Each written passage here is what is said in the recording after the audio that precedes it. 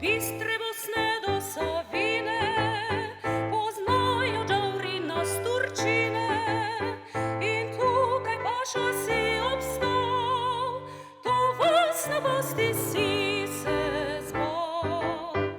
In ti kot hrabar janičar, požgana si vojni žar.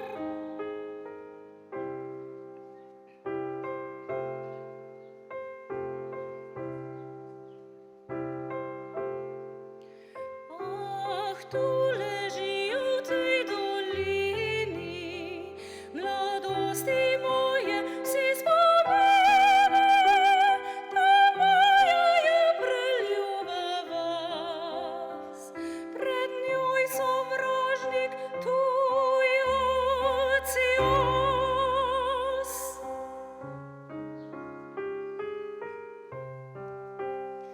In jaz kot hrabar janičar, počgal sem vas v bojni žar.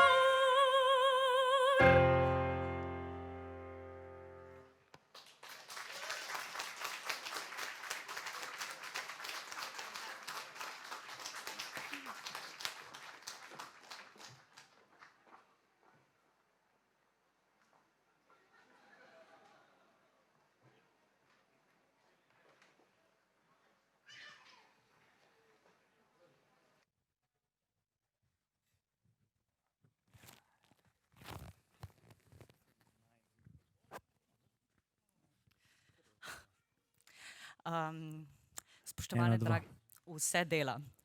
Drage dame in gospodje, tole, čemur smo bili zdaj priča, je čudovita Tjaša Primc na vokalu in izvrsten Jernej Fabjan, ki sta zapela pesem Jančar, Aškerčevo pesem, ki je bila pravzaprav za ta dogodek, samo za ta dogodek, vzglasbljena strani tudi v bistvu dolenjskega Blaža Kocijančiča. Tako da, Klemenčiča, Blaž Klemenčič. Tako da pravzaprav en velik aplavz za ta fenomen, ki se je zgodil tukaj pred nami. Tako da v bistvu, mi smo se danes tukaj zbrali, da se pogovorimo, ali so Turki še v deželi tej. Z mano se bosta pogovarjala kolega, s katerimi smo si že večkrat delili tale oder, Mitja Sadek in Matjaž Štih. Pravzaprav bi prosila še za en aplavz za njiju dva.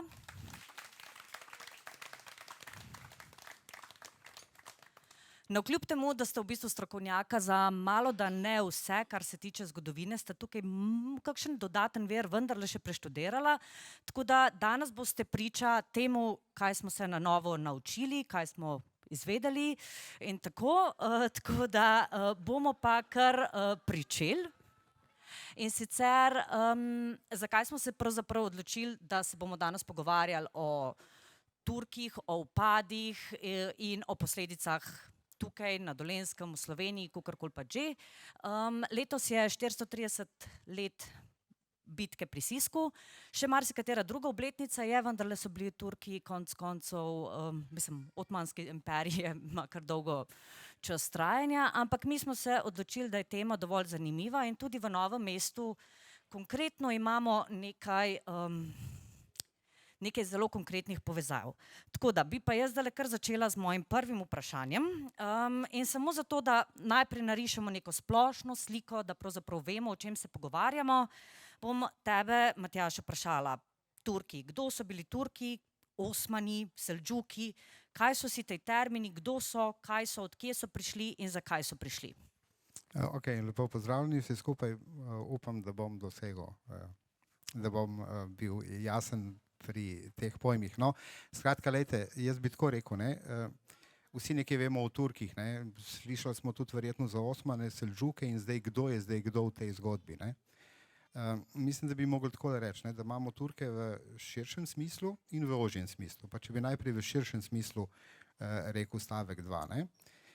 Turki v širšem smislu so, bi rekel, nekaj podobnega kot Slovani, ki so nam bližje, ne. Skratka, neko ljudstvo, ki je živelo v nekem skupnem prostoru, mogoče temu lahko rečemo pradomovina, za Slovane vemo tam nekje iza Karpatov, naj bi bili ob nekih ruskih, ukrajinskih rekah in so se potem v nekem stoletju, v nekih stoletjih selili na vzhod, jug in tako naprej in so nastali v nekem zgodovinskem razvoju sedanji slovanski narodi, kamor se prištevamo tudi mi. Ne? Imamo podobne jezike, imamo mogoče podobno kulturo in še kaj drugega nas povezuje. Nekaj podobnega je s Turki v najširšem smislu. Ne? Ta njihov skupen prostor, ker naj bi v narekovajih bila njihova pradomovina, je nekje v osrednji Aziji, nekako ga opredeljujejo, da naj bi na jugu ta prostor zamejeval današnji Iran, Afganistan, pa potem naprej Tibet recimo ali pa Himalaja, na vzhodu, se pravi v smeri proti Kitajski, naj bi to bila puščava Gobi, ki je kot naravna težava težko prehodna, na severu sibirska prostranstva in na zahodu to mejo postavljajo na Kaspijsko jezero oziroma Kaspijsko morje. Ne?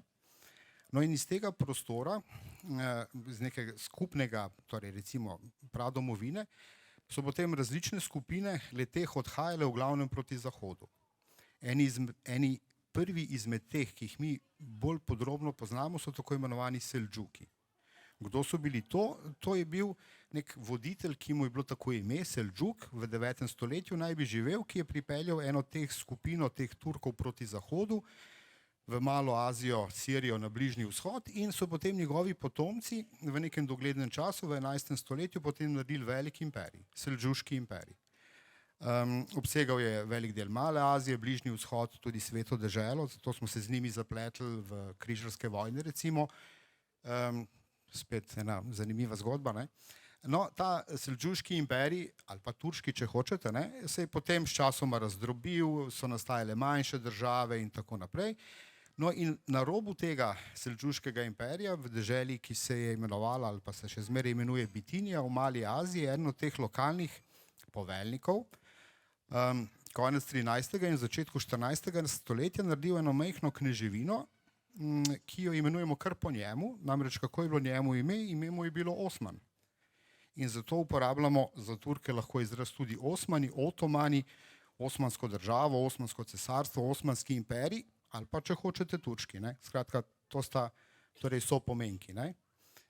Se pravi, to, če še enkrat časovno povem, ta Osman je torej konec 13. v začetku 14. stoletja v Mali Aziji in potem so njegovi nasledniki, tudi biološki potomci, v nekem času, 14., 15., 16. stoletju, ustvarjali velikanski imperij, ki je prišel praktično vse tukaj v našo neposredno bližino in mnogi od njih so hodili tudi tukaj, mogoče ne ravno po glavnem trgu, ampak v naši bližini pa vsekakor. Ok, hvala. Zdaj pa samo zato, da bomo razumeli kompleksnost tem, katerih se bomo lotevali, bi pa tebe, Mitja, prosila, če bi mogoče za časa turškega imperija ali pa recimo od vzpona naprej, nekje od 13. stoletja naprej, če bi zarisal pa kakšna je bila situacija na Balkanu, kakšna je bila situacija pri nas, kdo so bili vladarji, pomen tudi morda, kaj je Bizanec delal v tistem času in tudi kaj se je zgodilo, ko je Bizanec padal. Ja, kar težko vprašanje, moram priznati. Skratka, Bizanc, si rekla, seveda ta država je zelo pomembna bila za Turke, ker so dejansko oni na nek način nasledili ta bizantinski imperij, bizantinsko cesarstvo.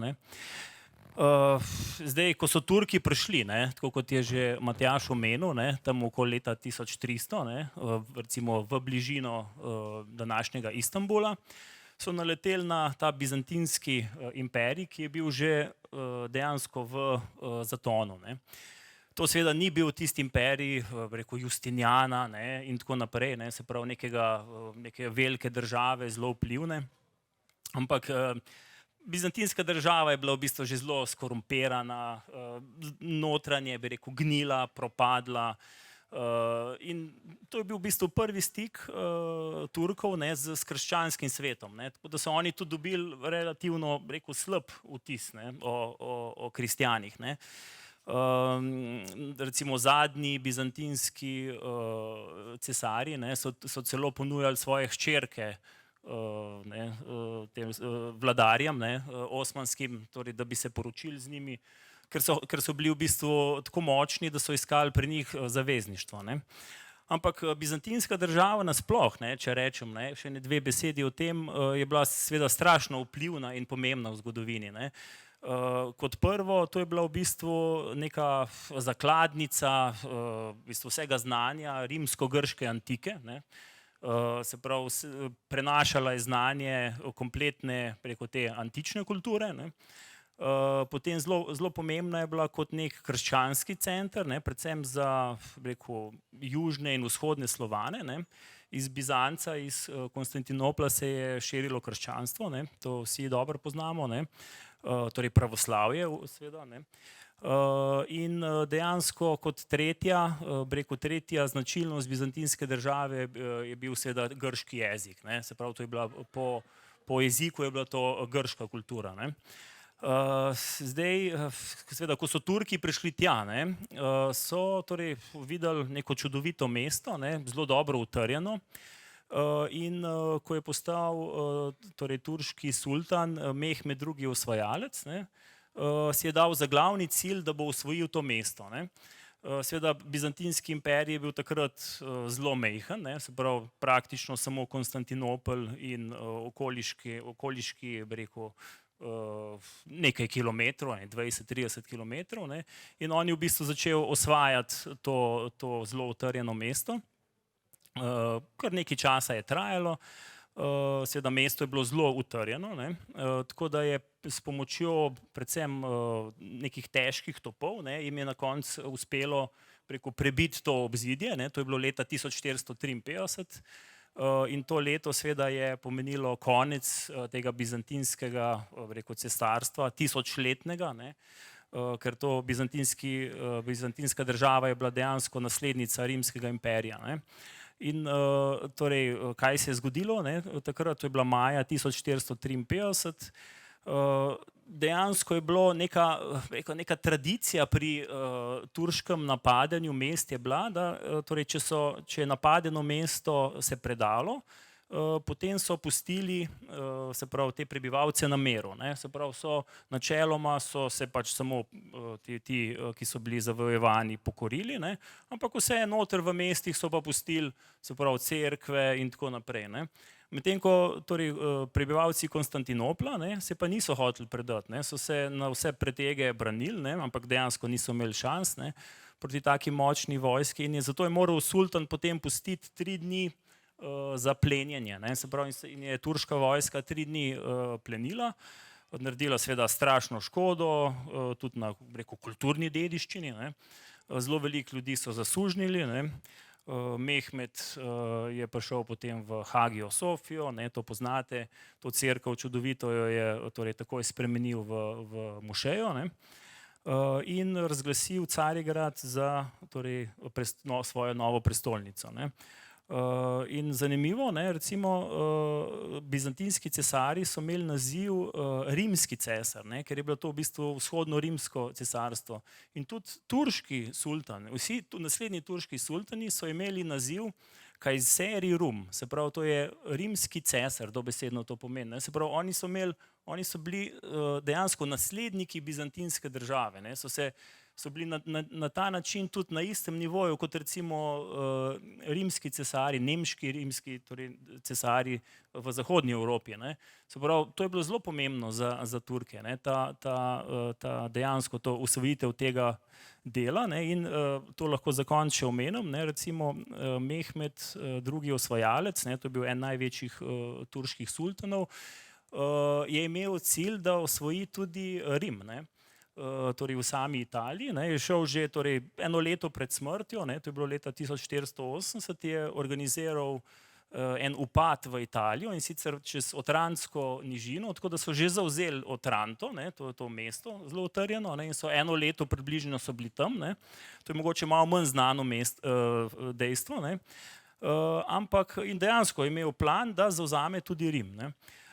Ampak bi rekel, na srečo bi rekel, Italijanov, oziroma takrat jih seveda ni bilo, ne, ampak bomo rekli Rimljanov, ne, je naslednje leto umrl, ne, tako da so potem opustili te plane. Ne.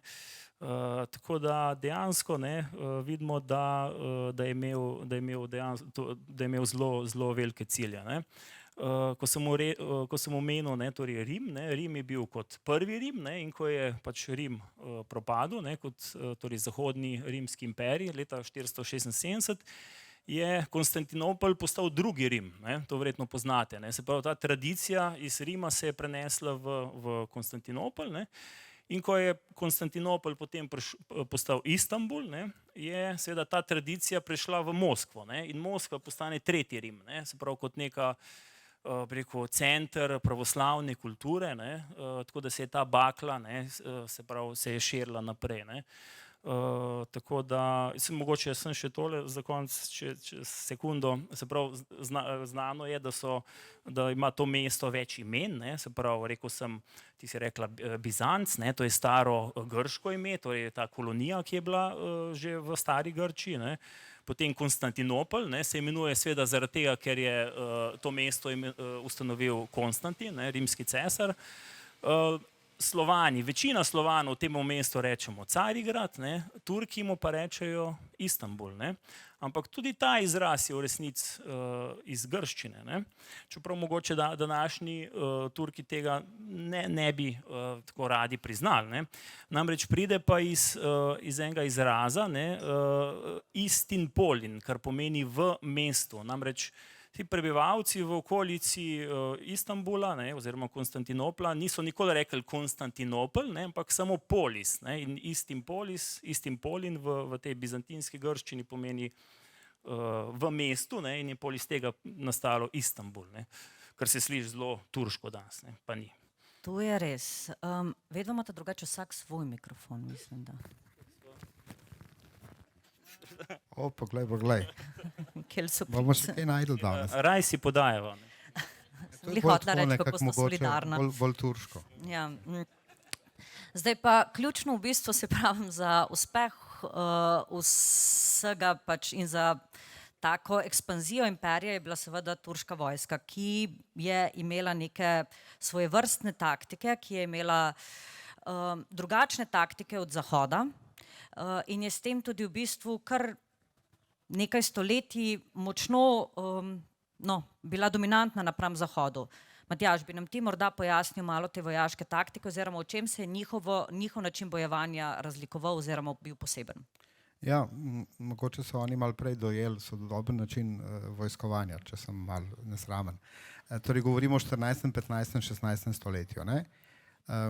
V krščanskih vojskah v tem času je glavnino, se pravi to jedro, ki je bilo odločilno, ki se je postavilo na sredi bojnega polja, je bila še vedno iz srednjega veka izhajajoča težko oborožena konjenica, se pravi to je bilo 100, 200, 1000, 1500, 2000 vitezov v oklepih, ki so se postavili v vrsto, šli proti nasprotniku, kakšnih 100, 200, 300 metrov pred nasprotnikovimi vrstami pognali konje v galop in potem s to strašno silo udarili v nasprotnika in dostikrat, ali pa saj oni so upali, razbili nasprotnika, da je tam nastal kaos in potem na ta način dosegli zmago. Turki so razumeli bojevanje nekoliko drugače. Se pravi, to je bilo evropske vojske ali pa krščanske vojske so bile tako navajene se bojevati že stoletja. Turki so pa stvar zastavili nekoliko drugače. Sicer niso imeli težko oborožene konjenice, če so že imeli konjenico in seveda so jo imeli, je bilo to lahko oborožena konjenica, ki je bila bistveno hitrejša in tudi boljši strelci z loki so recimo bili kot kristjani. Predvsem v vojaškem smislu bi pa rekel, je pa ključno bilo to, da so Turki bili prvi, ki so uvedli profesionalne vojake, ker krščanske vojske so imele viteze, ki so bili pol vojaki, pol pa še vse sorte drugega. In ti profesionalci so bili janičari. Skratka, to je bila elitna turška enota. Janičari so najprej nabirali iz vrst vojnih ujetnikov ali pa iz vrst sužnjev, kasneje tudi so jih nabirali fante po Balkanu potom krvnega davka, devširme, skratka, iz večjih virov so se ti fantje nabirali, se pravi stari 10, 11, 12, 13, 14, 15 let, ki so potem bili 10 let na šolanju. Približno 10 let, se pravi vojaškem, verskem šolanju. In v 10 letih so bili vrhunsko izurjeni pehotni vojaki. sultanova osebna straža in elita na bojnem polju. Njih so Turki vedno postavili pred sultana, se pravi na sredino. Bili so oboroženi, zelo pomembno, z mušketami in s topovi. Kristjani so seveda tudi poznali topove in muškete, ampak jim ni bilo povsem jasno, kako jih treba uporabljati. Turki so razumeli, da jih treba postaviti v vrsto skupaj, da treba streljati v salvah na te vitezi, ki dirjajo proti njim, če si predstavljate. Ne? No in običajno je v teh spopadih ta turška prednost zadostovala za zmage. Niso vedno zmagovali, ampak v tem času, kot sem rekel, 15. 16. stoletje, 90% bitk je njihovih prepričljivih zmag, ker imajo to, torej vojaško disciplino. Mogoče bi pa izkoristil priložnost, če me bo Vesna še pustila, da se mi zdi pomembno opozoriti še na nekaj. Ne? Pri Turkih je bila politična in verska enotnost. Tam je bil sultan, ki je bil vse. V verskem in vojaškem in političnem smislu. Na krščanski strani so bili različni knezi, kralji, vse sorte različnih faktorjev, ki so marsikdaj delovali tudi drug proti drugemu in sklepali zavezništva s Turki proti drugim kristjanom. In še pri kristjanih, čeprav uporabljam pojem kristjani, so bili pravoslavni, so bili katoliški in od 16. stoletja še luteranci, ki so marsikdaj bili večji nasprotniki kot pa tako imenovani muslimanski neverniki. Se mi zdi, da sta tudi to pomembna torej, faktorja. Ja, mogoče bi jaz tle dodal še, si zelo lepo povedal, še en vidik mogoče, namreč turška država se je v bistvu rodila iz neke kulture permanentne vojne. Ne. To si je danes v bistvu zelo težko predstavljati, ne. Ampak oni, ki so nastajali tam kot neko majhno pleme v Anatoliji, ne, oni so bili v bistvu skozi v vojni, ne. To je bila vojna non-stop. Se pravi, mir je v bistvu napaka, ne. Mir je v bistvu pauza med vojno. Ne. Tukaj mi vedno pride na misel tudi ta latinski izraz pax. Ne. Pax pri Rimljanih je bilo isto, ne. Pomeni mir seveda, ne. Ampak v resnici to pomeni dogovor. Ne. Se pravi, paktum, ne, je v bistvu sorodna beseda, ne. Se pravi, za mir se je treba dogovoriti. Naravno stanje je vojna, mir ni naravno stanje. To je v bistvu čisto običajno, to je danes za nas zelo tuje. Danes nam je vojna nekaj strašnega, nekaj odvratnega. Ne. V starih kulturah je vojna nekaj običajnega, nekaj vsakodnevnega. Ne. In recimo vsako leto spomladi je sultan zbral vojsko in je šel na pohod. Ne. Nekaj je že našel. Ne. Se pravi, vedno je bila, ne, oni so se vedno bojevali od pomladi do jeseni, po zimi nikoli ni bilo vojen. Ne. In še en vidik je bil zelo pomemben, namreč islam, ne, to smo mogoče malo pozabili, ne. Sveta vojna, ne, džihad, ne, ki je bil v bistvu ključen, ne, oni so se, seveda to je bila propaganda v resnici, ne, v vojni se umira, ne, in vsaka bi rekel, oblast mora zapakirati vojno v neko ideologijo, ne. In ta ideologija Gaze, ne, je bila za Turke ključna. Oni so bili pripravljeni umreti za Alaha, oni so bili pripravljeni umreti za sultana in se vemo, če ste brali Alamuta, kaj to pomeni, ne, kaj te čaka potem torej na drugem svetu, ne, lepotice, ki so pripravljene, zato se je treba potruditi, se splača potruditi. Ne. Se pravi, ta naboj njihov je bil strašen. Ne. Oni so v bistvu v 150 letih so osvojili neverjetne, bi rekel, prostrane bi rekel, teritorije. Ne. In to si je lahko razložiti samo na ta način, ne, s to sveto vojno. Ne. In sveta vojna je v bistvu ta koncept svete vojne nekaj zelo krutega. Ne. To je sovražnika lahko ali ga uničiš, ne, ga zasužneš ali pa ga ubiješ. Ne, v bistvu sem to. Ne. Tako da ta njihov napad je bil precej tak, ne, brezkompromisen. Ne. Okay. Tako da zdaj v bistvu razumemo pač, čemu je bilo sploh mogoče, da so s tako hitrostjo in s tako vnemo osvajali. In zdaj, kar se Balkana tiče, da se začnemo počasi premikati proti nam, kar se Balkana tiče, v bistvu 10 let za padcem Carigrada je že padla Bosna. Padec Bosne oziroma se je pač tudi islamizirala, je tudi neka specifika na Balkanu. Mitja, tle bi morda tebe vprašala, kaj so bile tudi posledice za naše kraje, padca Bosne oziroma pač in islamizacije, ne? Ker tla je tudi neka direktna povezava z Novim mestom recimo in tako, ne? Ja, si mi kar veliko stvari vprašala. Mogoče bi islamizacijo malo kasneje. Okej.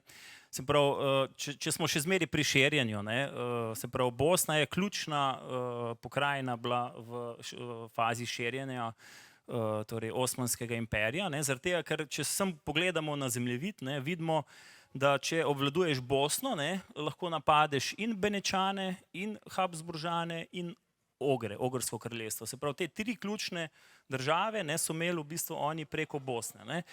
In seveda, če pogledamo geografijo slovenske dežele, kje se nahajajo, ravno v bistvu v tem trebuhu med temi tremi državami. In dejansko smo bili, nekateri zgodovinari celo pravijo, da Turki niso imeli namena nikoli osvojiti slovenskih dežel, se pravi Krajinske, Koroške, Štajerske, ker to je težko zdaj čisto trditi, ampak sigurno so pa torej verjetno, če bi padel recimo Dunaj, Dunaj so 4-krat probali zavzeti, 2-krat so ga oblegali, si predstavljamo lahko, da bi tudi ta teritorij prej ali slej verjetno padel pod turško državo. Ampak ključna sprememba po padcu Bosne je bila ta, da so se turški upadi zelo močno povečali. So bili že prej, prvi upad je leta 1408, ko torej turške čete oplenijo Metliko. In to traja potem recimo na Krajinskem okoli 150 let, v vzhodni Sloveniji pa celo tam skoraj 300 let. Se pravi, govorimo o enem zelo dolgem časovnem obdobju. Zdaj, ko rečemo turški upadi, to je ena redkih stvari, sestavim, o kateri vsak Slovenc nekaj ve. Mi smo recimo relativno ahistorični narod, nimamo nekih mitov strašnih, ampak za Turke je pa že vsak slišal, pa že ve, turški upadi, bili so nasilni in tako naprej. To, kar jih učite v šoli. Ja, učimo marsikaj. Čisto korektno ste jih naučili. Ampak zdaj tle je en prvi problem, ko vprašaš, kdo pa so bili ti Turki, turški upadi, ta pridevnik, to je že problematično. Namreč to niso bili v resnici Turki. Če pomislimo malo, kdo bi lahko upadal v slovenske dežele, to so bili v resnici naši najbližji sosedje, slovanski, to so bili Bosanci. Se pravi, ljudje, ki smo jih razumeli tudi, verjetno. To je bil jezik, ki je, seveda, vemo, zelo relativno blizu. Se pravi, da bi kakšen Turk, etnični Turk iz Anatolije izvajal tukaj upade, ni šans.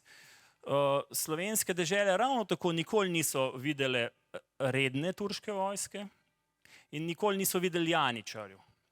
Se pravi, vse, kar smo mi doživljali skozi desetletja, stoletja, so bili upadi tako imenovanih Akindži.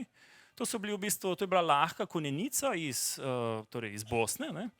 Oboroženi so bili s kakšnim mečem, sabljo, bolj sabljo, kakšnim lokom.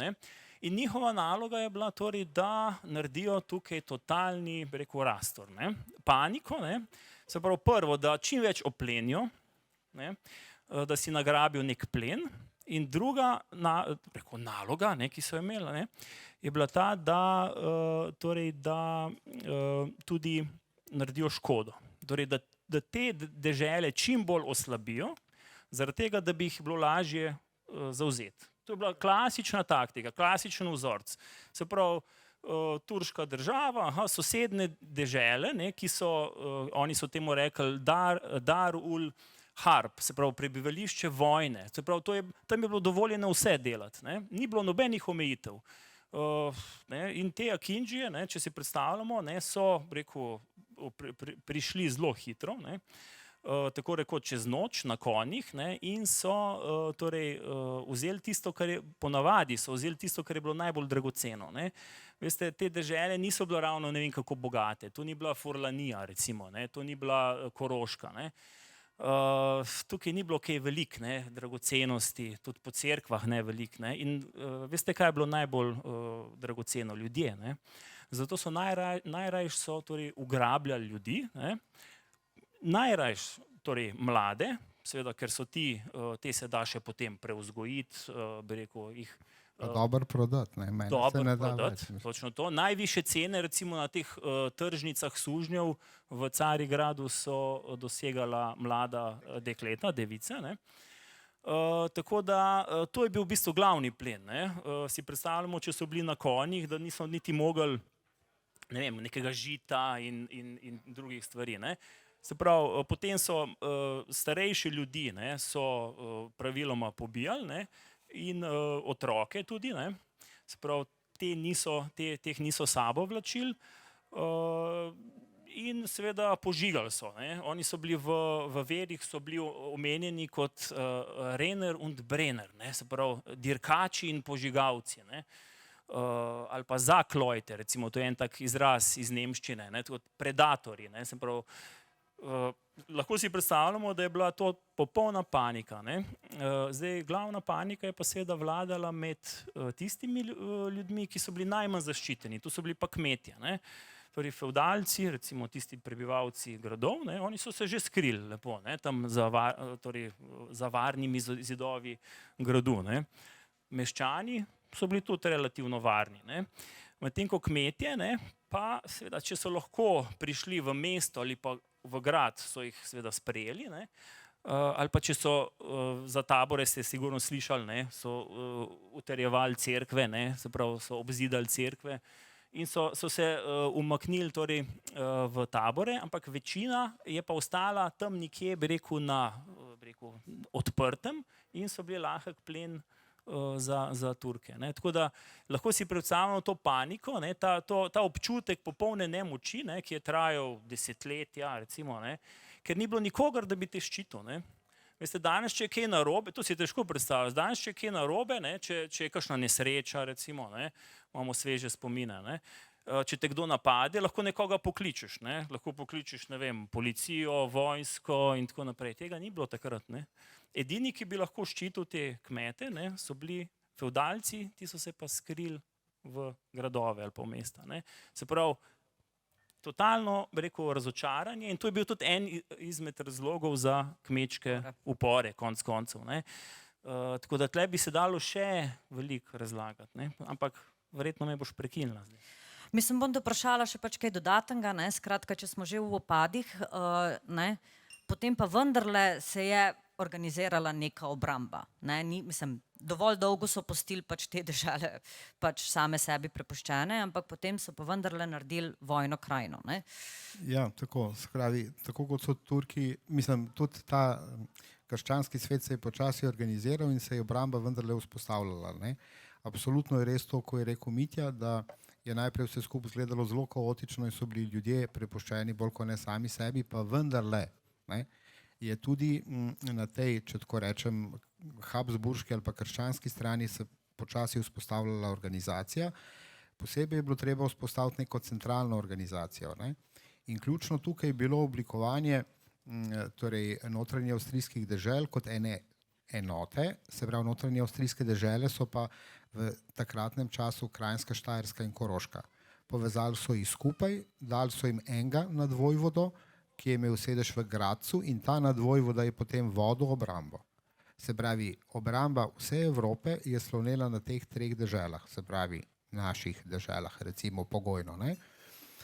No in naslednje, se pravi, to je bilo eno pomembno spoznanje, da treba centralno organizirati in voditi obrambo. Naslednjo spoznanje potem pa je bilo to, kot je rekla Vesna, ne, kje vzpostaviti obrambo. Čakati, da Turki pridejo, sem je že prepozno.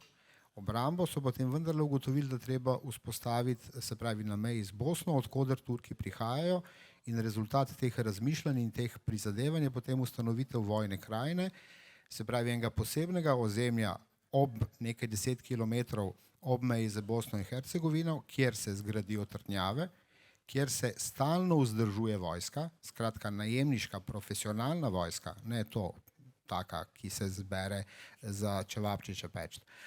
Ampak se pravi profesionalna vojska, plačana vojska seveda, ne? Seveda ob pomoči tudi uskokov, ki so tudi ena zelo zanimiva populacija, ne? Ki jih tudi sprejmejo in integrirajo v ta obrambni sistem. Ne? No, in ta sistem je počasi začel delovati in počasi začel funkcionirati. Ne? Recimo taka pomembna prelomnica je odločitev za gradnje ene velike trdnjave, in sicer za gradnjo Karlovca. 1578 se začne gradnja velike trdnjave na poti od Bihača proti Beli krajini, da torej zaustavi torej prodor Turkov po tej poti. Ne. Podobna trdnjava je bila Sisak, ne, se pravi iz Bihača druga smer proti Zagrebu, mimo Petrinje, je bila zgrajena trdnjava v Sisku. In ta sistem je torej počasi začel delovati. Seveda, naj opozorim pa še na to, to je zahtevalo tudi ogromna finančna sredstva. Kdo je to plačal? Ja, mi, davkoplačevalci, tako kot vedno. Takrat ni bilo evropskih sredstev. Oziroma lahko povem... So tudi davkoplačevalska. Ja, tudi so. Ne? Lejte, se pravi, glavno breme je bilo na Kranjski, Koroški in Štajerski in v 16. stoletju so se ti stroški približno 4 do 5 krat povečali v 100 letih. Se pravi, obrambni proračuni posameznih teh dežel. Zdaj seveda te 3 dežele, ne, Kranjska, Štajerska in Koroška, so del Habsburške monarhije, ki je del Rimsko-nemškega cesarstva. Ne. Lahko bi še kdo drug evropska sredstva prispeval. Ne. Vendar, lejte, čisto po pravici povedano, seveda, kdaj so kaj prispevali. Samo zamislite si tam ene v severni Nemčiji, ki so po možnosti še luteranci, pa naj nabirajo denar za katoliške Habsburžane, da se bodo borili proti Turkom. Če sem malo zloben, mogoče se je marsikdo mislil, hvala Bogu, da Turki so. Kar naj jih, da ne bom kaj rekel. Ne? No tako, skratka, obramba je počasi začela delovati in mogoče en del te delujoče obrambe je potem tudi ta bitka pri Sisku, v kateri bomo verjetno še kaj rekli. Ne? Absolutno, ne, tudi o skoki bi lahko še kaj rekli. Jaz bi se mogoče glede Karlovca dodal, to je itak za nas zelo pomembno mesto. Ne. Ena legenda pravi, ne, da je, ko so zidali Karlovec, v temelje položili 900 turških glav. To ne vem, če ste slišali. Se pravi, v samem temelju tega mesta, ne, je boj proti Turkom. Ne. In dejansko tudi kmetje iz Kranjske so dobili več let kot tlako, torej obveznost, da so hodili v Karlovec graditi to trdnjavo. Ne. Tako da so naši v bistvu hodili na Hrvaško, v drugo državo praktično. Ne. Brez delovnega dovoljenja. Brez delovnega dovoljenja, ne, torej pomagati graditi, ne, to trdnjavo, ki je bila zelo, zelo pomembna. Ne. Takrat v bistvu 1580 se potem dejansko končajo turški upadi, ne. Tudi zaradi Karlovca. Ne. Pa vendarle, no, da gremo zdaj na te uskoke, ker mislim, da so tudi pač taka zelo zanimiva tema, konec koncev je precej tudi po Beli krajini je še nekih toponimov in ostankov. Kdo so bili uskoki, zakaj so bili sem naseljeni, so se sami naselili, so bili strateško naseljeni? Lahko jaz rečem, se strinjaš?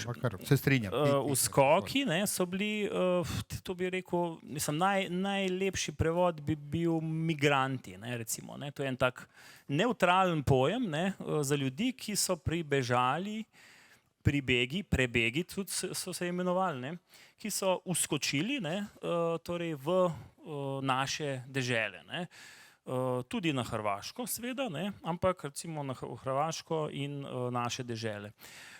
Torej, seveda oni so se umikali pred turško nevarnostjo, imenovali so jih tudi Vlahi, to je bilo recimo eno drugo ime, in večinoma je šlo za pravoslavce, in sicer pravoslavne živinorejce, ki so v bistvu, vi se morate tako predstavljati, ko je turška država torej prodirala proti severu, je seveda s temi svojimi pohodi delala strašno škodo, strašno paniko med ljudmi, in tisti, ki so živeli v dolinah, dolinskih, torej nižinskih predeljih, so bežali.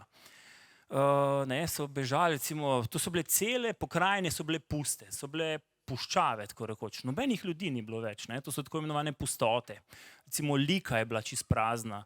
En cel pas Slovenije, južne Slovenije, recimo od Primorske pa tja, ne vem, do Brežic in gor na Štajersko, to je bilo pol prazno. In na te, bi rekel, pustote, so potem oblasti, ne, in turške oblasti v Turčiji, ne, in habsburške v Habsburškem imperiju naseljevali te ljudi, te, bi rekel, višinske, oni to so v bistvu živeli ponovadi v nekih hribovjih, ne, in so bili živinorejci, ne. In oni so prišli sem, ne, in so, torej nekateri od njih, ne, so dobili poseben status, ne, in sicer postali so vojaki, ne. Vojaki so bili oproščeni vseh davkov, bili so svobodni, osebno svobodni, se pravi, imeli so kar tak, bi rekel, dober status, ne. Še plačevali so jih, ne. Če niso dobili, bi rekel, denarja, so si pač sami vzeli plen, ne.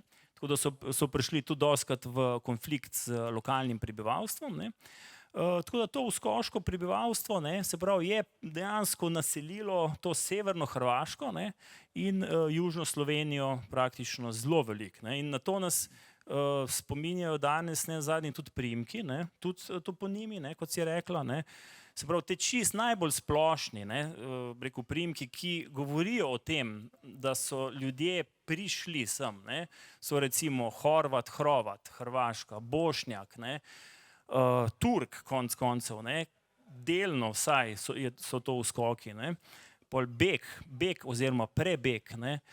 Potem imamo pa še te lokalne, ne, ki so pa mogoče značilne bolj, ne vem, za Belo krajino, ne. Ne vem, zdaj, tega je res ogromno, Žunič, Adlešič, Badovinac, to so taki, rekel, tipični uskoški priimek, Krkovič recimo, ne, Južnič tam na Kostelskem, ne, se pravi, ne, nam znani priimki, ne, in to so po izvoru, so to uskoški priimki in si lahko predstavljamo, da se je, bi rekel, neka nacionalna slika, ne, etnična, jezikovna, kulturna slika enega celega področja Slovenije bistveno spremenila, ne. Ti ljudje so pač prinesli neke svoje navade, neko svojo kulturo, delno je še ohranjena danes, ne. Najbolj kompaktno so bili pa naseljeni v Beli krajini in v Žumberku, ne. Ker Žumberk je bil takrat del vojne krajine, ne, in tam je bila ta koncentracija največja in tam so se tudi najbolj ohranili, ne. Je bil pa Žumberk, to recimo lahko kot zanimivost povem, del Kranjske, ne. In je šele v 19. stoletju, ko so ukinili vojno krajino, postal del Hrvaške, ne. To je bil velik problem takrat tudi v slovenski politiki, ne, ker je nemška manjšina, ne, glasovala proti temu, da gre Žumberk da nemška manjšina v Kranjskem deželnem zboru, ne, je glasovala proti temu, da gre Žumberk torej v Hrvaško, ne, medtem ko slovenska večina je bila pa za to, da postane Žumberk del Hrvaške, ne, iz nekih, rekel, specifičnih razlogov, ne. Tako da, ja, ne, to je sigurno zelo taka, en izmed vidikov teh turških upadov, ne. Pa lahko rečemo za cel Balkan, ne, veste, to je etnična slika pred Turki, ne, pa etnična slika recimo 500 let kasneje, to je ko selitev narodov, ne. To so dejansko, rekel, te centri držav so se selili, recimo Srbi, ne, so imeli včasih center države v Raški, to je južna Srbija, ne. Veste, kje je danes center Srbija, ne, Beogradu, ne. So se ljudje selili gor v Vojvodino, takrat so izpraznili Kosovo recimo, ne, in so torej na njihovo mesto so potem prišli Albanci, ne. Tega je bilo ogromno, ne, in te migracije so bile izjemno, rekel, intenzivne, ne, v tistem času, ne, tako da tem bi se dalo še veliko razlagati. Zdaj pa Habsburžani so v bistvu do nekega pač premirja v bistvu plačevali davek, plačevali dajatve, davek Turkom, ne, z namenom, da ne bi bilo ropanj in upadov. In v bistvu, no, bom kar še pol to skupaj sformulirala, ker imam itak take dolge odgovore, ne. Tudi, ne, v bistvu bitka pri Sisku je pa nekako vzpostavila neko ravnotežje med tema dvema imperijema, kraljestvoma, pač kakorkoli pač že. Matjaž, bi morda ti o tem. No, sej, odgovori so lahko tudi kratki, ne. Ampak, Ja. okej, dobro, da bo slika, pa vendarle, ne. Ja, tako, ta bitka pri Sisku ni kar ena bitka, no, ker je teh bitk seveda v tem času bilo torej zelo veliko. pa če vseeno vzamem nekaj stavkov za ozadje, se pravi, govorimo o koncu 16. stoletja, ko vojna krajina že kar dobro funkcionira. Pa vendarle Murat III. V Istanbulu se je odločil, da bi vendarle še izvajal pritisk oziroma širil se pravi ozemlje iz Bosne naprej proti zahodu in je za bosanskega šefa postavil Hasan Pašo Predojevića, ki je imel zelo, bom rekel, agresivne in osvajalne namene in je potem po nastopu funkcije v Bosni on najprej organiziral 1591 napad na Bihač, kar mu je tudi uspelo, se pravi so Bihač zavzeli, potem so naslednje leto zgradili novo turško trdnjavo, današnjo Petrinjo, vse s ciljem, da osvojijo glavno trdnjavo na poti proti Zagrebu in sicer Sisak. Ne? Sisak je bil zgrajen sredi 16. stoletja, upravljal ga je zagrebški kapital, 800 najemnikov so imeli tam stacioniranih in tako naprej. Ne? No in Hasan Paša Predojević je zbral od 15 do 20 tisoč bosanskih vojakov, se pravi raznih veljakov in tako naprej, o tem, kar je Mitja govoril prej, in oni so se spomladi 1593 odpravili na obleganje Siska. Na krščanski strani je, hvala Bogu, reakcija bila zelo hitra. Mogoče zato, ker so imeli slabo izkušnjo z Bihačem, ki mu niso dosti hitro prišli na pomoč. Tako da se je krščanska vojska začuda zelo hitro zbrala, sicer bistveno manjša, v razmerju 3:1, pa vendarle so se pravi se zbrali, krenili proti Sisku. Glavna poveljnika sta bila hrvaški ban Tomaš Erdedi in pa iz vojne krajine pa poveljnik ali pa šef vojne krajine Andrej Turjaški oziroma Andrej Auersperg. In oni so se pravi šli od Zagreba proti Sisku in takoj, ko so se pravi se začeli približevati, je verjetno, vsaj tako vojaško pravijo, Hasan Paša naredil napako, ker je večji del svoje vojske prestavil na levi breg reke Kolpe, tako da je imel reko za svojim hrbtom. Ne? Sicer so imeli čez reko zgrajen leseni most za primer umika. Vendar kaj se je zgodilo, ko je krščanska vojska prišla, so takoj šli kristjani torej na juriš v napad, Turki so se začeli malo umikati proti temu mostu, zgodilo se je veliko presenečenje, ti vojaki iz trdnjave, iz Siska so vdrli ven, zažgali ta most, Turke je zajela popolna panika in so začeli bežati neorganizirano preko Kolpe. Večina se jih je utopila. Se pravi, večina turških žrtev je bila zaradi utopitve. Tudi Hasan Paša se je utopil. Čez 2 dni so njegovo truplo našli in mogoče kot zanimivost iz obleke so potem naredili mašni plašč, ki so ga uporabljali ljubljanski škofje ob največjih praznikih, da so ga pač oblekli. Ne? Mogoče je zanimivo, se pravi, in to je bila prva taka velika krščanska zmaga nad Turki, in se pravi, je odmevala zelo daleč naokoli. Mogoče sem še 2 malenkosti. Ne? Zanimivo se mi zdi to, ko je bila ta velika bitka, ne? Formalno je v tem času mir med sultanom in cesarjem. To sploh ni bilo vojno stanje, to je bilo tako, malo kot gremo na piknik. Ne? In je turški sultan šele po tej bitki, mislim, da oktobra, uradno cesarju napovedal vojno, imenuje se Dolga vojna, 1606 se je končala in tako kot je rekla Vesna, prvič sta cesar in sultan kot enak z enakim sklenila mir in habsburški cesar ni več plačeval 100.000 zlatnikov letnega tributa sultanu kot v znak spoštovanja ali pa tega, da je imel mir torej pred njim. Ne? Skratka, 22.6. je bil dan te bitke, Sveti Ahad, ki so ga potem obeleževali mnoga stoletja kot eno tako zelo pomembno zmago, zdaj se je pa to mečken pozabilo, pa smo danes obudili ta spomin. Zdaj pa bom jaz kar konkretno še vprašala glede Novega mesta. Mi imamo zdaj tukaj en kup enih možnih tem še, ampak bom se jaz zdaj res koncentrirala pa še malo na Novo mesto. Kako je pa Novo mesto v teh dolgih 300, 200 letih od upadov pa recimo pač tudi še naprej, kako je funkcioniralo, kakšne posledice, kaj je recimo pač ostalo za Turki danes tu? Ja, zdaj, samo mesto ne, je nekaj, nekaj je pa okolica. Ne. Okolica je, tako kot sem že prej rekel, bila opustošena, recimo Šentjernejsko polje, absolutno in te ravnice. Ne. Ampak mesto kot tako nikoli ni bilo niti resno oblegano, niti še manj pa seveda osvojeno. Turki niso niti enega mesta osvojili v vsem tem času, ker to ni bil niti njihov cilj. Ne. Prej sem rekel, ne, da so bili ti Akindžije tukaj so v bistvu samo plenili. Ne. Se pravi, Akindžije niso imeli niti orožja, ne, da bi osvojili. Ne. Zdaj, če bi Turki res hoteli osvojiti kakšno slovensko mesto, ne, bi pripeljali redno vojsko, ne, in bi to v parih minutah naredili, ne, ker so bili sposobni tega, ne, tako kot so rekel Konstantinopel zavzeli, ki je imel 5 metrov debele zidove in 20 metrov visoke. Ne. Nobeno slovensko mesto ni imelo renesančnega obzidja. Ne. Tale naša obzidja so bila relativno, bi rekel, majhna, ne, ampak dovolj velika za te plenilce, da niso v bistvu nikoli niti probali, ne, resno.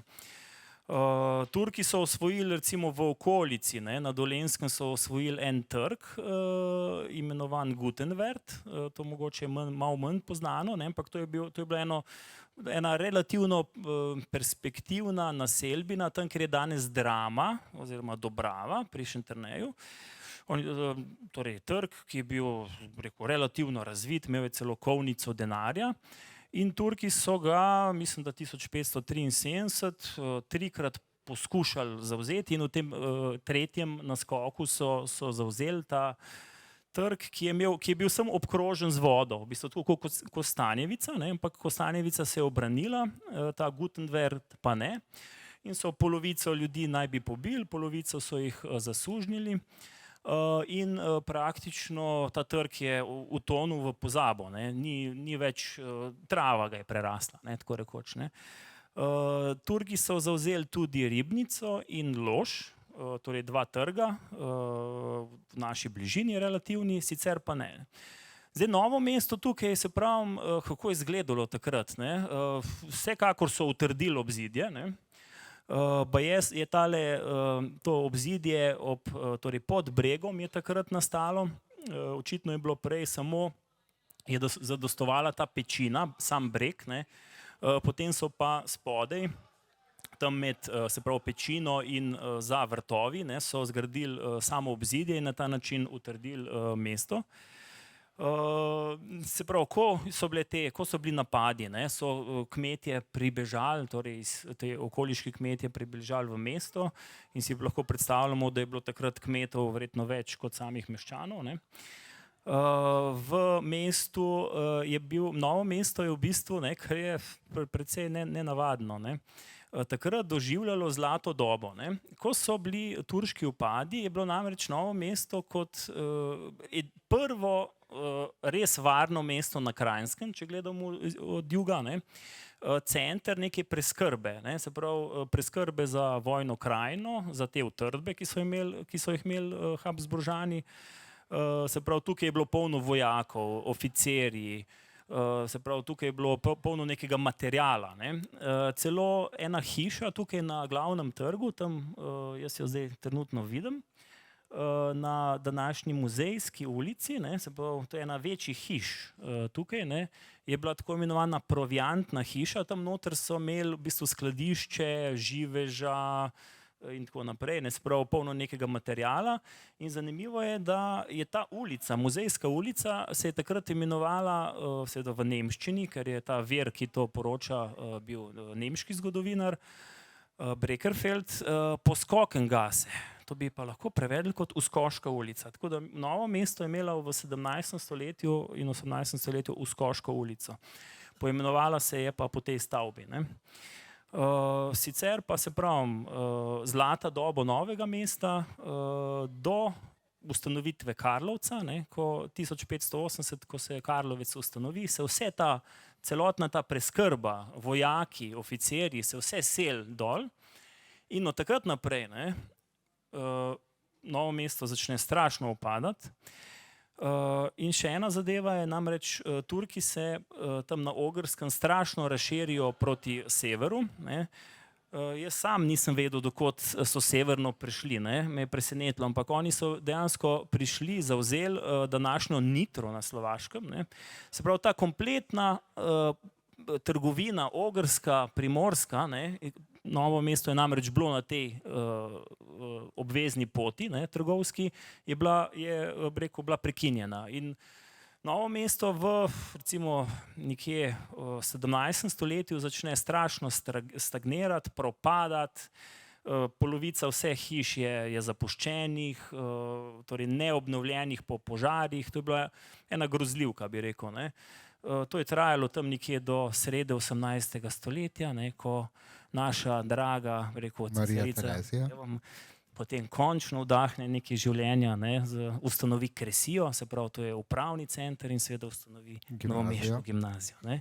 To so neki začetki, ni seveda bil to, ni bila neka revolucija, ampak to so bili prvi neki, bi rekel, svetli trenutki po stoletjih popolne degradacije, ne, ki Novo mesto je grozilo praktično, da se sesuje, da propade kot mesto, ne. Tako hudo je bilo. Kaj pa recimo konkretno, ne vem, tudi frančiškani, oni so tudi neka zgodba tukaj. Ja, super. Skoraj bi pozabil.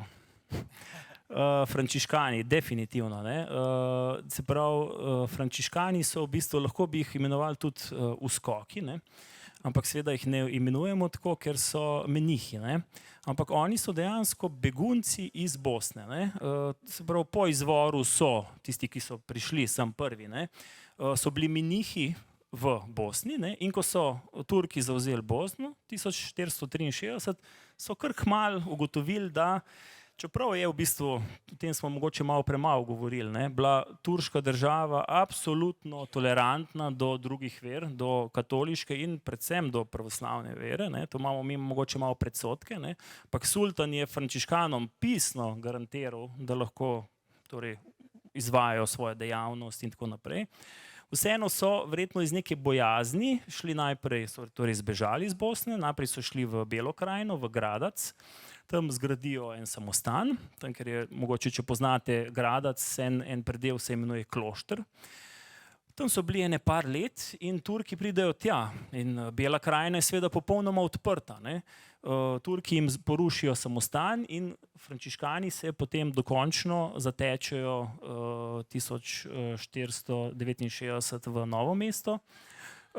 Tukaj zgradijo potem samostan čez 3 leta in vemo, brez frančiškanov, ne, bi bila zgodovina Novega mesta precej drugačna, ne, ker so vezani predvsem na zgodovino šolstva, ne, gimnazija, osnovna šola in tako naprej, ne. In to moram pa tudi omeniti, ne, torej s frančiškani, Novim mestom in Vojno krajino je pa v bistvu povezano tudi mogoče največje vojaško ime, ki se povezuje z Novim mestom, ne, to je pa Ivan Lenković, ki je v bistvu še zmeraj, bi rekel, zvezda na Hrvaškem, ne.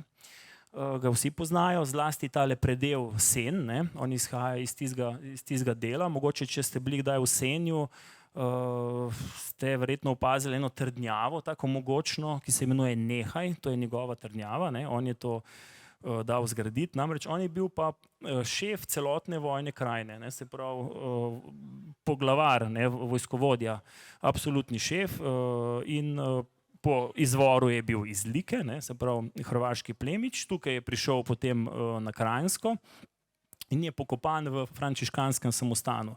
Bil je zelo dober prijatelj frančiškanov in dejansko so mu dovolili, ne, ker je bilo to nekaj častnega, da potem tukaj počiva in ima tudi ohranjen tudi njegov nagrobnik, ne. Tako da jaz mislim, da večjega, bi rekel, vojskovodje od Lenkovića verjetno ni, ne, ki bi bil povezan z Novim mestom, ne, razen če ti poznaš. Ne. Saj tako pomembnega vojskovodje sigurno ne, kakor je bil on. Zdaj, mi imamo tukaj možnost še en kup enih tem, katerih se še nismo dotaknili, ampak bi morda vseeno jaz ob tem priložnosti dala publiki možnost za 1 do 2 vprašanji, da ne bomo predolgi. Če ima kdo kakšno vprašanje, drugače jaz postavim še eno. Ne vidim dobro. Še o verski toleranciji. To je zelo zanimiva tema. Jaz bi potem tle formulirala to, jaz bi kar na malo na širš formulirala, se pravi tudi nasploh kot osmanska družba, kako je bila v bistvu organizirana verska toleranca, jaz bi tle tudi rekla, morda odnos do sužnjev in ta zanimiva tudi cela janičarska O tem smo mogoče res pripoved. malo premalo govorili, ampak ne, danes imamo mi tle polno predsodkov, ne, seveda danes so tolerantne države v naših očeh bolj severne, recimo neke protestantske, nizozemske in tako naprej, ne. V tistem času pa absolutno, ne, recimo če pogledamo, kakšna je bila situacija v torej Osmanskem imperiju za drugoverce, ne, se pravi za recimo kristjane, ne, za pravoslavce in za katolike, ne, in za Jude, recimo, ne, in če primerjamo situacijo v krščanskih državah, recimo, ne, istočasno, ne, 15. 16. stoletje, Španija, vsi vemo, kaj je bilo, ne, se pravi konkvista, ne, rekonkvista, se opravičujem, se pravi muslimani in Judje so se morali praktično izseliti, ne. V istem času imamo verske vojne oziroma imamo reformacijo in protireformacijo, ne. Tle tudi ni bilo dileme, ne. Se pravi, tle je bila samo znotraj ene dežele je bila samo ena vera. Se pravi, če si bil protestantski plemič, si se moral izseliti, ne. Se pravi, turška država je bila absolutno, ne, bolj tolerantna do vseh ver, ne. In sicer je to izhaja, veste, to ni bilo tako zaradi tega, ker so Turki že po naravi bolj tolerantni, ne. To je Koran, ne, to je šeriatsko pravo, ne, in sicer šeriatsko pravo je zelo jasno, ne, še danes, ne, govori, torej, da ni prisile v veri. Ne, se pravi, ti nikogar ne smeš prisiliti, da sprejme neko drugo vero, ne. To, kar je krščanska Evropa vse skozi delala, ne. Se pravi, da je silila ljudi, da so sprejemali to vero, ki ni bila njihova, ne. In seveda, se pravi, recimo Judje sploh, ne, si predstavljate, ne, morali so bežati iz Španije in kje najdejo zatočišče? Zatočišče najdejo na Balkanu, ne. In zato imamo recimo polno teh v mestih, kot so Solun, Bitola in tako naprej, ne, so ogromne judovske kolonije, ne. Judje še danes častijo Osmansko državo kot njihovo rešiteljico dejansko, ne. To njim zelo veliko pomeni, ne. Ravno tako kristjani, ne, se pravi, nihče ni sprejel islama v turškem imperiju, ne, zaradi tega, ker bi ga moral, ampak zaradi tega, ker je bilo to perspektivno, zaradi tega, ker je bilo v bistvu to, ker se je splačalo, ker so bili manj obdavčeni in zaradi tega, ker je bilo v bistvu, je bila to neka perspektivna država, ne. Turški imperij v klasičnem obdobju je bil bolj urejen, miren in perspektiven kot večina krščanskih držav. To mi malo težko razumemo, ne. Ampak ljudje so sprejemali, recimo predvsem seveda v Bosni, ne, in Albanci, ne, ki so bili oboji seveda kristjani, ne, ne, to sta recimo dve področji na Balkanu, kjer so sprejeli v večji količini islam, ampak večina Balkana postane krščanskega, ne. Se pravi, že to samo dejstvo nam pove, da ljudi niso silili, ne. Se pravi, bili so pa 500-600 let pod oblastjo, ne, in očitno je bila ta toleranca, ne, takšna, da se je dalo, bi rekel, znosno živeti. Vse so bili problemi, sigurno so bili konflikti, ne, ampak torej, življenje drugovercev je bilo sigurno bolj znosno kot pa v krščanski Evropi, ne. Tako da to je taka zelo, bi rekel, se mi zdi, dosti pomembna tema, ne. Ja, se pravim, pa še na hitro bi se pač tudi vseeno te, ne, sužnji, ne. Sužnji so, v svoji osnovi so pač tudi janičarji, dostikrat začeli svojo pot tako, ampak pač sužnji so igrali zelo zanimivo vlogo tudi na dvoru in tako. Matjaž, bi morda pa ti to? Ja, nenavadno, ne, verjetno ni, mislim si, pod pojmom suženj predstavljamo nekoga, ki mora nekaj pod prisilo delati in je totalni revež in nesrečen in ne vem kaj, čaka, da bo umrl, da bo odrešen. Ne, ampak v osmanski državi je bilo to precej drugače, ne. Recimo morda, če nič drugega iz nadaljevanke, ki se zdaj mislim, da ponovno vrti na televiziji, mnogi poznate Sulejmana in njegovo veliko ljubezen, ne. Se pravi, ta Aleksandra ali kakorkoli, on ji je dal ime Roxelana tudi, ampak on ji je klical Hurem, ne. Se pravi, ona je prišla k njemu na dvor, se pravi, njegova najljubša žena, mati bodočega sultana, s katero je imel ogromno otrok. Najmočnejši vladar takratne Evrope je bil to. To ni bil kar ta med, ne. je vzel za svojo ženo, ljubezen svojega življenja sužnjo. Ona tja pride, ne ve se čisto dobro kako, nekje iz ukrajinsko-ruskih prostranstev, trgovci se sužnji so jo pripeljali, sultanu so jo podarili, ker so se pač mlade punce podarjale, med drugim tudi sultanu, ne? Pač da se prikupiš, prineseš, mi še zdaj kaj prinesemo 10 dek kave ali pa kakšno bitko cvička, ne? Včasih so prinesli pa kaj drugega, tudi sužnje. Pa devico, ne? Seveda, ne? In poglejte, recimo za krščanski svet je čist nepredstavljivo, da bi ena taka punca, ker to so bile po današnjih kriterijih najstnice, ne, postala najmočnejša ženska v državi, druga za sultanom.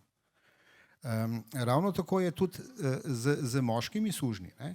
Mnogi so bili zelo, zelo izobraženi in so bili svetovalci. So bili ne zdaj tam neki pisarji, neki obrobni torej uradniki, ampak svetovalci sultana, ministri, ki so upravljali državo. Recimo, ne vem, za krščanski svet verjetno nepredstavljivo, da bi drugi človek turške države, to je bil veliki vezir, postal nekdo, katerega starši so bili kristjani. To je bil Mehmed Paša Sokolović, doma iz današnje Bosne in Hercegovine, ne. To je ta, ki je zgradil most v Višegradu in tako naprej. Ne? Njegovi starši so bili kristjani. Njegov verjetno brat ali pa saj sorodnik je bil patriarh Pečke patriarhije. Nepredstavljivo. Ne? Se pravi, on je drugi človek v muslimanski državi, katerega bližnji sorodnik je patriarh krščanske cerkve. No in takih je bilo še en kup, torej zgodb ali pa takih oseb, moških in ženskih, ki v krščanskem svetu ne bi imeli možnosti, nikakršne. Seveda, pa tako kot je Mitja rekel, to ne pomeni, da je bila ta država pa krasna in čudovita. V 18. stoletju, ko jim je šlo slabo, ko se je razrasla korupcija, je bila res postala, kot so včasih rekli, bolnik na Bosporju. Ne? Ampak moramo vedeti, v katerem času govorimo. Tako kot je Mitja rekel, 16. stoletje je pa to top of the top tistega časa. 19. je pa že bolj žalost, ja. Ok. Če ni nobenega drugega vprašanja, bi jaz v bistvu na tej točki zaključila. Svojima gostoma bi se najlepše zahvalila. Vas bi povabila, da se nam pridružite 22. ko se bomo tukaj pogovarjali z zakonci Štremfelj in vodil bo pa kolega Igor Vidmar o alpinizmu, ljubezni in kristalih. Zdaj bi pa še v bistvu za zaključek povabila, da se nam pridruži ponovno sopranistka Tjaša Primc, na klaviaturah Jernej Fabjan in tenor Blaž Fabjan. Zapeli bodo pesem Haktan Gelek Čerbeti. Avtor besedila je Yunus Emre, turški ljudski pesnik iz 13. stoletja, uglasbil je pa Kristofer Tin. Tako da to je za danes z naše strani vse. Gremo mi kar dol ali bomo tle sedeli? Pejmo dol.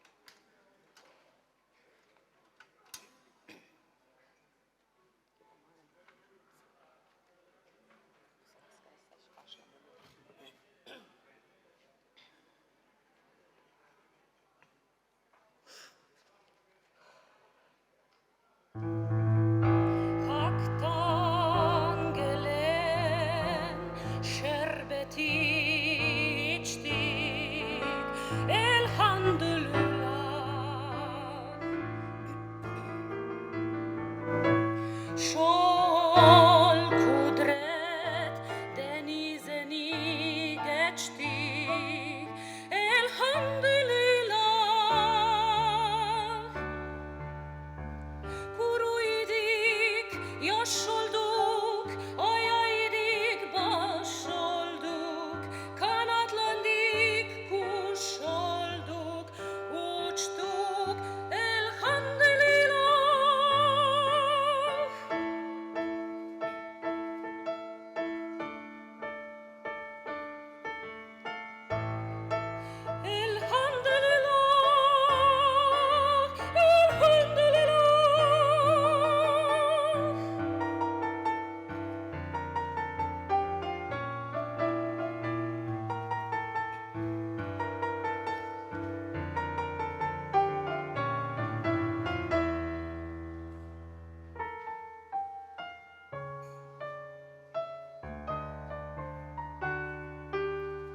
Şol karşıki dallara, meşeleri ballara, elhamdülillah. Salak, sefalak ile geçtik, elhamdülillah. Vardamaz illere, şol sefa gönüllere, baba tabdukan izin saçtık, elhamdülillah. Dirildik, sol fardık, irildik, ırmak olduk, aktık denize daldık, taştık, elhamdülillah.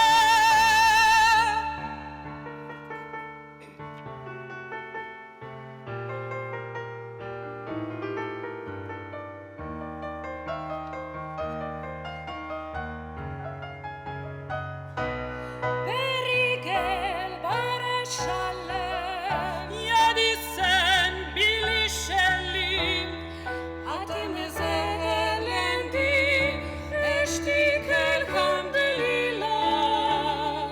Elhamdülillah, taştık, elhamdülillah. Elhamdülillah.